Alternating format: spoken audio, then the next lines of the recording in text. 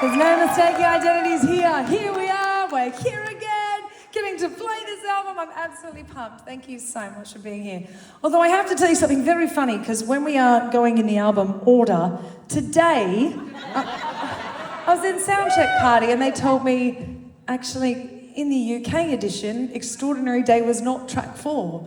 And you didn't have Nobody Listened on the album. It blew my mind. So anyway, but this is track 4 in my mind. So this next track is an exploration from the identity to ordinary days to extraordinary days. And I've always said there are some days in your life that feel like any other until suddenly they just are not. And these past couple of years coming back to the UK, I have noticed that there's only a few topics that people might ask me about in life, and it's kind of like a time capsule, and I realise in doing this album, it's kind of like picking up again where we left off. Because whilst I do not live in any one moment, I acknowledge that it was such a unique moment in being diagnosed with cancer at the same time as having a #1 album. Now, I'm healthy and strong, and we are here 20 years later. We are sitting here together.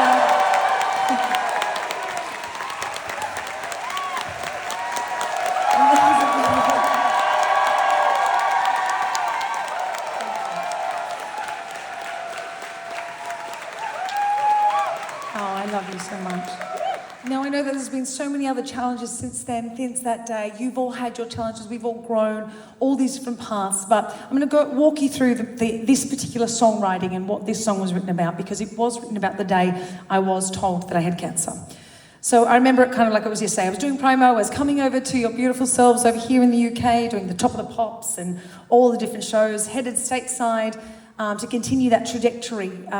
But I was doing Rolling Stone in the Morning. We'd had our third #1 single and the album was #1. And I was coming back over, headed to the States on the Wednesday, and I was in the studio, I started writing, and I was just exhausted, just sort of burning the candle.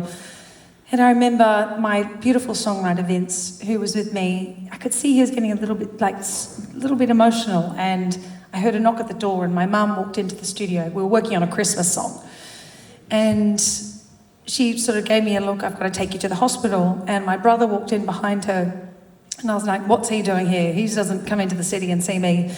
And I knew that they both kind of said, well, we've got to take you to the hospital. And I said, I'm not going anywhere, tell me what's happening. They said, they think you have cancer.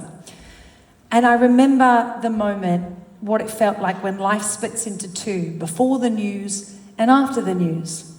And that realisation that everything was about to change, not just health, but my dreams, my sense of direction, the butterfly effect of that day that would change the trajectory to my dreams. But making it through a life-changing day, which I'm sure you can relate to, is quite extraordinary. So this song is about finding your way through an extraordinary day.